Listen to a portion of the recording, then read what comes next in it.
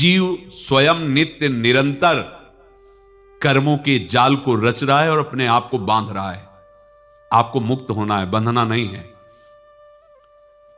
जीव का जन्म कर्मों के अनुबंध से होता है, कर्मों के बंधन से होता है, और उसको अपना ऋण चुकाना होता है।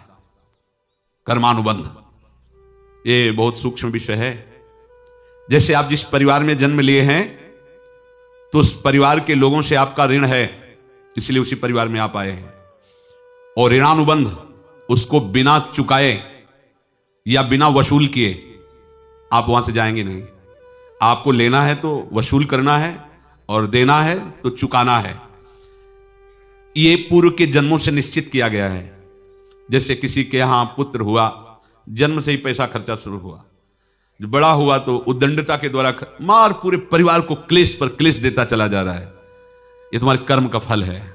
या ऐसे शक्तिहीन बुद्धिहीन ऐसे पागल पूरे जीवन सेवा करो, तुमसे अपना हिसाब चुकाने के लिए वो आया है। अब परिवार के जो सदस्य जुड़े आके, मतलब पत्नी आते ही पूरी हृदय में आनंद, परिवार में आनंद, और जीवन भर वो आनंद ही सुख देने के लिए उसका जन्म हुआ। वो अपना ऋणानुबंध मुक्त, और आते ही भयंकर क्लेश खड़ा कर दिया, बीच में दीवाल और झगड़ा वैसा, फिर अतरे दिन मारपीट शुरू, कलह अशांति, पूरा जीवन नर्क हिसाब करने आए। यहां ऋण चुकाए बिना कोई जा नहीं सकता, ऋण चुकाना पड़ेगा। किसी का ऋण वसूल करना है तो किसी को ऋण चुकाना है, दोनों काम करने होते हैं। अनेक जन्मों में अनेक लोगों के साथ हमने जो बर्ताव किए हैं, अच्छे या बुरे, वो होंगे। अब किसी आदमी को हम जानते नहीं, अचानक मिला, अचानक टक्कर लगा और मार पीट गाली गुप्ता सब कर दिया, चुपचाप सह लो। क्यों? ये आपका हिसाब है, पूर्व का हिसाब। हमारा उससे कोई द्वेष नहीं, कोई संकल्प नहीं। अचानक घटना घटी और हमसे द्वेष करने लगा, हमें पीटने लगा, हमें गालियां दे, ये हिसाब है, चुपचाप सह जाओ। अपने घर का भाई ही भारी दुश्मन बन गया और क्लेश, हिसाब है। एक प्रभुदत्त ब्रह्मचारी जी की वाणी में पढ़ा था, एक महात्मा जी भ्रमण करते थे तो उस समय असरफियां चलती थी, मोहरे असरफियां, तो उनको भेंट में देते लोग। तो या तो ठाकुर सेवा में लगे तत्काल, या संत सेवा में तत्काल लगे, उसका संग्रह करके डोलना ये ठीक नहीं है बैरागी के लिए, सिद्धांत में ये ठीक नहीं है। तो जब 2, 4, 6, 8 ऐसे मोहरे हुई तो उन्होंने विचार किया कि और भ्रमण करके जब काफी मोहरे हो जाएंगी तो प्रयागराज में जब कुंभ पड़ता है, एक बार पूरे सब अखाड़े के संतों को, अलग अलग संप्रदाय सब संतों को बुलाएंगे और सबको पाएंगे। अब साधु है तो यही विचार करेगा, और क्या विचार करेगा। तो उन्होंने एक ऐसे डंडा बनवाया, बेंत, जो ऊपर से चूड़ीदार और भीतर पोला, और मोहरे उसमें डालते गए। और भ्रमण, जहां जहां श्रद्धालु भगत सबके यहां जाना और इच्छा रखना कि एक मोहर तो दे दे दक्षिणा में। कामना कोई भी हो वो बांधती ही है, ध्यान रखना। इसीलिए प्रभु जो चाहे वो करे, अपनी चाह नहीं रखनी चाहिए, अपनी चाह प्रभु की चाह में मिला देनी चाहिए। धीरे धीरे वो छड़ी भर गई। भ्रमण करने वाले महात्मा चूड़ी लगाई, इंतजार करते रहे। जब प्रयाग का कुंभ पड़ा तो चले। तो रास्ते में एक गांव में पूछा जाता है, जैसे कहीं रुको कि कोई श्रद्धालु ऐसा है जो संत सेवी है। तो कुछ लोगों ने बताया, हाँ एक परिवार है बहुत संत सेवी है और आपको मिलाते हैं उनसे। आइए महाराज, घर में रुका, खूब अच्छा हलवा पूड़ी पवाया, और जो घर के मालिक थे चरण दबाए। चरण दबाते दबाते उनकी दृष्टि पड़ी उस डंडे पे, इतना मोटा और ऊपर से कुछ चूड़ी सी भी नजर आ रही, इस डंडे में तो कोई रहस्य है ही है। अब महात्मा जी को खवा पिला के सुला दिया। महात्मा जी जब सो गए तो पत्नी से धीरे से कहा, वो डंडा लाओ बाबा जी का डंडा। और वो चूड़ीदार जो ही खोला पलटाया तो सैकड़ों मोहरे। ऐसे संत रोज पधारे भगवान, तुम आनंद हो जाए फिर क्या। पत्नी से कहा, नाप के कंकड़ लाओ। वो तो महात्मा जी तो खाए खीर पूड़ी, आराम से सो रहे। रात में पूरी प्लानिंग करके उसमें कंकड़ भर के चूड़ी लगाकर सिराने रख दिया, सारी मोहरें हटा ली। महात्मा जी आराम से छड़ी उठाए तो वजन पक्का। वैसे बड़े लोग चतुर होते हैं, पर ये नहीं जानते कि कर्म कितना भयानक होता है।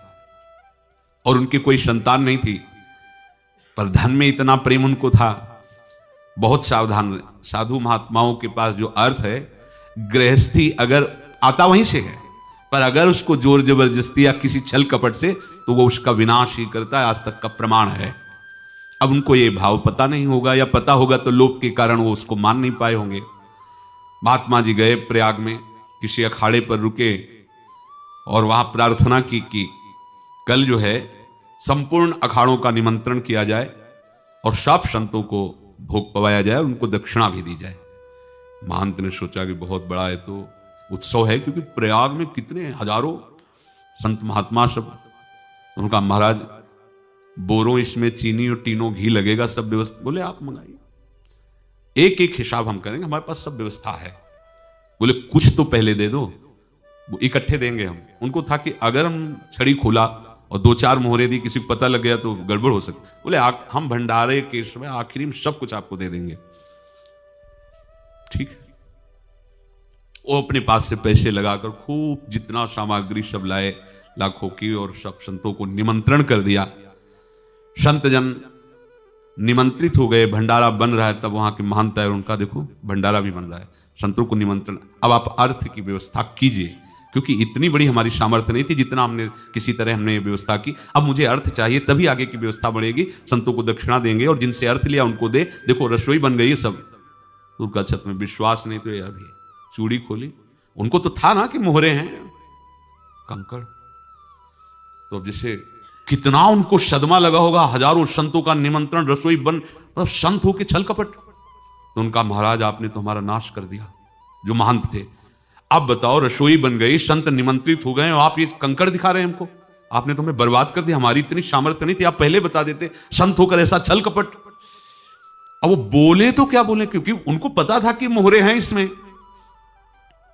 अंदर से उनका चिंतन गया उसी सेठ के पास, अच्छा ऐसा धोखा हमारे साथ किया, भोगोगे तुम। ये जो निकलता है ना भोगोगे, ये अकाट्य होता है। क्योंकि किसी का भी हृदय, मान लो किसी भी जीव जंतु को आप कष्ट दें और उसका हृदय आह भर जाए, तो वो आह वज्र की लेखत में भोगना पड़ेगा। वो देखो भीष्म जी को भोगना पड़ रहा है ना। सांप को ऐसे धनुष की नोक से उठाया और बंबूल के कांटों के ऊपर फेंक दिया, कई दिन तक शेदा हुआ, वो आह भर करके मरा। तो आपको 6 महीने बाणों की सैया पर आह किसी की ना लेना जिंदगी में। कोई ऐसा कोई आह भर करके कह दिया तुम समर्थ हो, हम तो कुछ कर नहीं सकते, और अंदर से दुखी, फिर तुम्हारी सामर्थ्य काम नहीं करेगी, मिट्टी में मिला देगी। फिर ये तो संत थे, और भगवत आराधना के लिए, संत आराधना के लिए ही ऐसा किए हुए थे। अब इनका कैसे मुंह दिखाएं, अब क्या करें। सुबह संत जन आएंगे, सबके बीच में हमारी ये देखो इन्होंने, अब क्या करें। गए और संगम में जाके छलांग लगाई, अपने प्राण त्याग दिए। अब उनके तो पास मोहरे थी और व्यापार बढ़ा, और 9-10 महीने बाद ही लड़का हुआ। अब तो उनको कि संत फलीभूत हो गया। देखो व्यापार चल रहा, लड़का नहीं होता था, लड़का भी हो गया। बड़ा आनंद छा रहा है। जब से वो प्रकट हुए और धन की वृद्धि शुरू हो गई, पढ़ाई लिखाई में उनके खर्चा हुआ सब, बस बीमारी शुरू हो गई उनके शरीर में। अब उसमें पैसा जाना शुरू हुआ। इतने आसक्त वो दोनों हो गए कि कुछ भी हो, व्यापार ठप, संपत्ति बेचना शुरू। तो उन्होंने कहा कि बेटा मैं क्या कर सकता हूं तुम्हारे लिए। बोले हमारी अंतिम इच्छा है प्रयाग चलो, और जितने प्रयाग में संत महात्मा सबको एक बार भंडारा करवाओ, हमारी इच्छा अंतिम है। क्योंकि अंतिम यही इच्छा थी। बोले अब ज्यादा संपत्ति तो नहीं रह गई। तो बोले घर बेच दो, मेरे लिए ही तो है, बेच दो। मुझे लगता मैं बचूंगा नहीं, पर मेरी अंतिम इच्छा पूर्ण कर दो। घर बेच दिया, जेवर बेच दी। वहां गए, जब संत सेवा की तो बोले मुझे संगम तक ले चलो। संगम तक ले गए और बोले समझे तुम चुराए थे और हमने उसको छीना है, कुछ नहीं रह गया तेरे पास कुछ, अब केवल ममता और आसक्ति में जलकर मर और नरक प्राप्त कर। मैं वही महात्मा हूं जिसकी तूने मोहरे ली थी, शरीर छोड़ दिया। महात्मा को जन्म लेना पड़ा और इनको दुर्गति भोगनी पड़ी। ऋणानुबंध होश में। ऐसा नहीं कि आप जो कर रहे हैं कोई देख नहीं रहा, कोई हिसाब किताब नहीं, जो कर रहे हैं अवश्य में भोक्तव्यम। बहुत सावधान। अनेक जन्मों में अनेक लोगों से जो कुछ लिया दिया है, इस लेने देने को मिटा देने के बाद ही तुम मुक्त हो गए।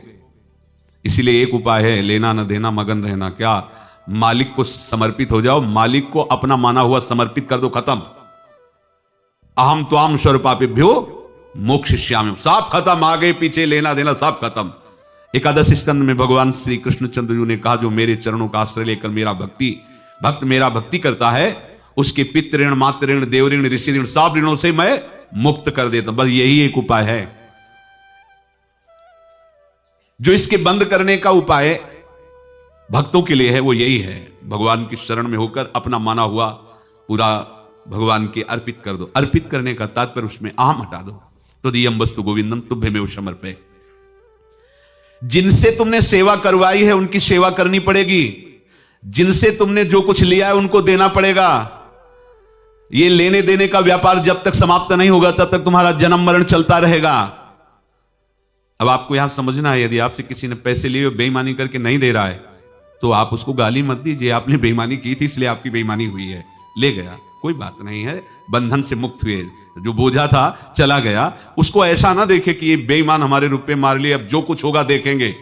अगर आप आगे नया कुछ करते हैं तो फिर आगे का हिसाब आपको भोगना पड़ेगा, ध्यान रखना। ऐसा नहीं है कि आपको भोगना नहीं पड़ेगा। एक ही उपाय है कि अब जो शरीर धारण किए इसी में जो भोग ले, आगे ना होना चाहिए। तो क्या करे? सर्वतो भावेन भगवान की शरण ले ले। ये तो सर्वाणि कर्माणि मयि सन्न्यस्य मत्पराहा अनन्येनैव योगेन माम ध्यायन्तु उपासते तेषामहं समुद्धर्ता मृत्यु संसार से। ये बड़ा कठिन है पार होना, कोई छोटी मोटी बात है। एक महात्मा बाल्यावस्था से भजन करते थे, शालिग्राम भगवान पास रखते थे और उन्हीं की आराधना करके बस पाठ, नाम, जप और भ्रमण करते थे। यौवन अवस्था थी, गंगा जी के किनारे अपने ठाकुर को विराजमान करके स्नान करने के लिए कपड़ा ही उतार रहे थे कि 90 लोग आ गए, भाला तलवार सब ले, मारो मारो इसको मारो, घेर लिया। तो उन्होंने हाथ जोड़कर कहा, हमने क्या अपराध किया? कोई सुन ही नहीं रहा। तो उन्होंने कहा, मार तो डालोगे ही आप 90 लोग, हमको अस्त्र शस्त्र तो लिए नहीं, एक बार हमें गंगा में डुबकी लगा देने दो और अपने ठाकुर को स्नान करा देने दो, फिर इसके बाद आप मार देना। भगवत इच्छा से वो लोग रुक गए, स्नान किया और अंदर से प्रार्थना की, प्रभु ये क्या लीला है आपकी, आपके सिवा मेरा कोई है नहीं और ये मुझे मारना चाहते हैं। तो भगवान ने जानते हो क्या कहा उनके अंतर में? तुम मेरे में ध्यानस्थ हो करके शरीर को छोड़ो, ये लोग मारेंगे। ये मेरे भजन का फल है कि तुम्हें 90 जन्म नहीं लेना पड़ेगा। एक ही जन्म में 90 मिलके, तुमने 90 हिंसा की थी पूर्व में, तो तुम्हें 90 बार जन्म लेना होता और एक एक करके मारते। ये मेरे भजन का प्रताप है कि एक बार में ही 90 का हिसाब हो जाएगा।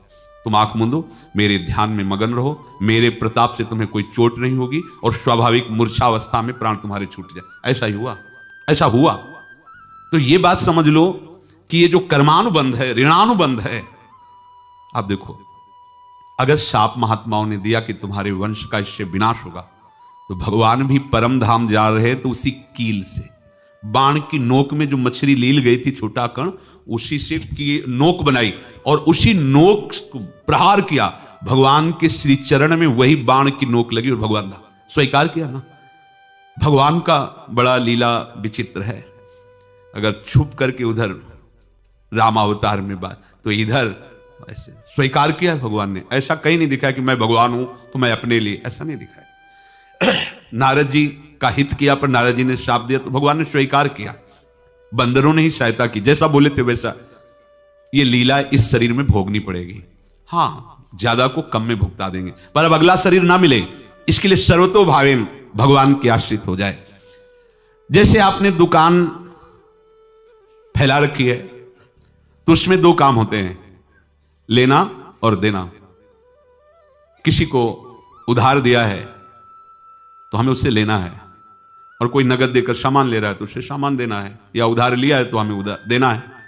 अब अगर दुकान बंद करनी है तो तुम्हें देने वालों पर जोर देना है, लेने वालों पर जोर नहीं। लेने वाला तो जाओ, हम क्षमा किया, समर्पित किया, हमारा कोई संबंध नहीं, खत्म हो जाए, वो खुशी हो जाएगा। लेकिन देने वाला, तुम अगर दुकान भी उठा दोगे तो जहां भी रहोगे तुम्हारे पास वो आएगा, लाइए हमारा। तो देने पर नजर रखिए, जिसका जिसका हिसाब है वो आपके सामने आता जाए, हटाते जाओ। लेने पर नजर मत रखिए और दुकान फौरन उठा दीजिए, नहीं अगर लेते देते रहे तो चलता रहेगा। आगे चलकर कुछ लेना न देना, मगन रहना बस अपने प्रभु के चिंतन में। अब हम कैसे जाने कि किसको क्या देना है, हमें क्या पता? तो हम पूरा हिसाब जिनको पता है उनको दे देते हैं, समझ रहे हो? उनको पता है क्या लेना है क्या देना है, तो इनके पास पहुंच गया, सरकारी हिसाब से सब बराबर कर देंगे। हमको अपनी जिम्मेवारी इनकी चरणों में समर्पित कर देना है, तभी हम जीवन मुक्त होंगे। ये रहस्य की बात है। प्रभु कह रहे हैं यस्य सर्वे समारंभाः काम संकल्प वर्जिताः ज्ञानाग्नि दग्ध कर्माणं तमाहु पंडितम बुधाः।